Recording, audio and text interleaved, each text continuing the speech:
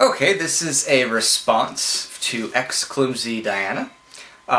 Just wanted to know more about government enslavement and things like that. So one of the core issues that I'd like to talk about with government enslavement is the concept of property as morality.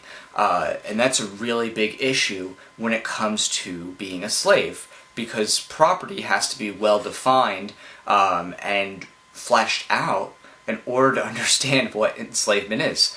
Property, typically, under the law, is considered a bundle of rights, kind of like the right to use, possess, manipulate, destroy, sell, display, hide, all those types of things. And when it comes to property, humans typically think of it in two terms. One, themselves, your body, your being, your mind. You think of you owning yourself, even if it's not necessarily true with respect to other humans and how government treats you. Most people like to think that they get to decide what's done with their own body. And the second part are physical possessions: your car, your house, the shirt that you wear, things like that.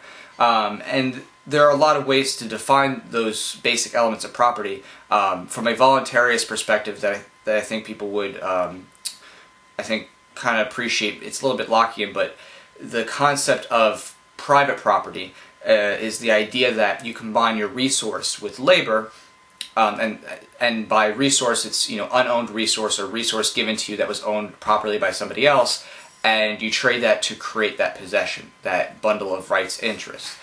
Typically, one would imagine the whole story of seeing a tree in a forest that's unowned, and you pick an apple from it. And by picking the apple, you combine your labor with unowned resource to make it yours. You eat the apple, and so forth. Kind of just like basic property economics 101. So that being said, when we understand those basic concepts of property, you own yourself, you own your labor plus your resource, and also to add another distinction, not in a socialist way. A socialist concept of property is owning into production. What that simply means is your labor lays a stake to resource even if owned by a third person. So imagine someone gives you a piece of paper and a pen, and they hire you to draw them a smiley face. Socialist version is if you draw the smiley face, even though you are work for hire, somebody just said, I want to own this, you would still own a part of that simply because you drew it. Whereas the more free market version, Lockean version is that I could possibly hire a person with the idea that I'm paying you to use my resources and use your labor to create something that's wholly possessed by me. So that's just a difference. I want to make that clear from the beginning. Because that socialist type of version does kind of actually reflect on government and the government enslavement aspect. So what does that all mean? Government enslavement when it comes to property as morality. In other words, a right and wrong idea, ethics, the way things should be. Really taking a look at how the government treats humans and treats private property, you start to see that the government kind of expects that they have a ownership over you. They can tell you what you can or cannot do with your own body. If you think about it, just like any law that bans drinking raw milk, smoking marijuana, even though you yourself might be like, I'm fine doing that, I'm willing to take the risks, government comes in and says whether or not you can do something to your own body that's not affecting anybody else. When it comes to private property, you think of taxation. You think of taxes on your land. For example, if you don't pay taxes to government on your land, they eventually will put a lien on your house and they'll take it away. Just like that. They'll sell it, they'll foreclosure, sell your property. Which means, ultimately, you don't own your home. Ultimately, if you look at other things too, I did a video on this with the Parens Patriae doctrine, you don't own your children. The government says they go to their schools, and if you don't send them to school, you're a truant. They can go into juvenile detention, which is basically juvenile jail. You could get charged for contributing to the delinquency of a minor. You get the point. The point is that at every level, and it's almost a socialist type of tendency, they steep their ownership into you by virtue of having been in existence.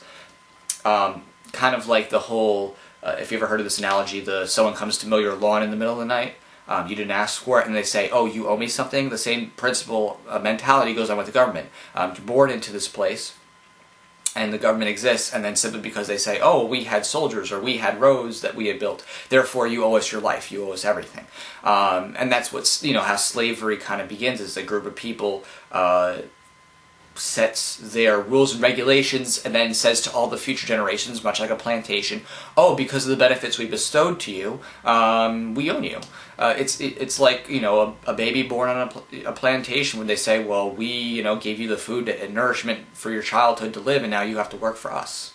And that's the same thing the government does. They say, you were born out here and you only survived by our graces, therefore, you owe us something. You owe us your life, and you really do if you consider taxes as a part of your labor. If you took all the taxes and you actually put it into days, in a sense, you work, from what I've heard, 20% of your days to 40%, depending, of your days are actually days worked for government. So that concept of property now as morality can be seen when you say, is it right or wrong that an entity lays a claim to your life, whether you can do something or not with your body or your property, by virtue of existence? And that morality is very twisted, and the reason why it's twisted is because it takes these almost kindergarten concepts of you shouldn't take other people's property, you shouldn't steal, don't hit others, don't use violence against others, don't initiate violence against others, which is what the government does, through the IRS, police, and military. It takes these childhood concepts and completely perverts them. And when you see property as morality, it also, as you truly value your right to exclude others from being able to touch your body or take your physical possessions, you start to see, wow, that is something that could be pervasive, a mentality, a worldview that can be pervasive into all areas of your life, including religious aspects. Having a fundamental concept of property ownership, that is, you decide your destiny with your own body, you decide your destiny with your own physical possessions, to the extent that you're not hurting somebody else, initiating violence against somebody else, is profound. Many people don't have that concept, no matter what their current belief set is. They don't have that morality understanding to say, it is a true foundational precept to your lifestyle to define what is property and what you can do to another human being and what counts as theft and what doesn't count as theft. And so bringing this all together, I just really wanted to say that the government slavery mentality at a fundamental level has to be fleshed out in defining what property is and property as morality. Is it fundamentally right or wrong to say you can't do this to your house or have a house without paying me money, like the mafia? You can't drink raw milk because we think that's bad for you. I mean, that's really what it is. It's their morality versus your version of morality and ethics, what should be done. So I just wanted to kind of flesh it out and get you thinking. If you have any questions or comments, please go ahead and ask, because this really is the foundation to life, is the definition of property. Property as morality is whether or not we're actually slaves to the government, or to anybody else for that matter, and how they treat us. It doesn't matter that whether there is or isn't government as far as reality and effects. People can initiate violence, but as a belief set, whether or not that is wrong or right to begin with, that's a big deal. So that's just something to think about, and hope we can discuss more about. I hope you all have a wonderful day. Take care.